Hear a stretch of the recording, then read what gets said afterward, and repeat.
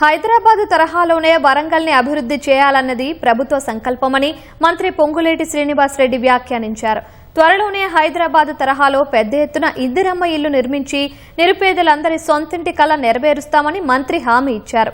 Hanumakonda new సాయంపేటలో కొత్తగా నిర్మించిన 600 ఇళ్లను ప్రారంభించి లబ్ధిదారులతో గృహప్రవేశాలు చేయించారు.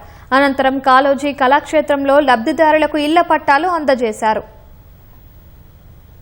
10 సంవత్సరాల్లో నువ్వు విస్మరిస్తే 10 సంవత్సరాల్లో పేదోడి కష్టాన్ని తెలిసి కూడా తెలియనట్టు నువ్వు నటిస్తే ఈ పేదవాడి ప్రభుత్వం ఇందిరమ్మ ప్రభుత్వం వచ్చిన తర్వాత పేదవాడి కష్టం తెలిసిన ఈ ప్రభుత్వం వచ్చిన తర్వాత రాష్ట్ర వ్యాప్తంగా ప్రతి గ్రామాల్లో ప్రతి గూడాల్లో ప్రతి తండాల్లో మొదటి విడత ఇచ్చాం. నిన్ననే ఆసిఫాబాద్లో గౌరవ ముఖ్యమంత్రి రేవంత్ రెడ్డి గారి చేతుల మీదుగా రెండో విడత మళ్లీ 2000 ఇళ్లు రాష్ట్ర వ్యాప్తంగా 2.5 లక్షల ఇళ్లు ఇచ్చే కార్యక్రమానికి శ్రీకారం చుట్టాం.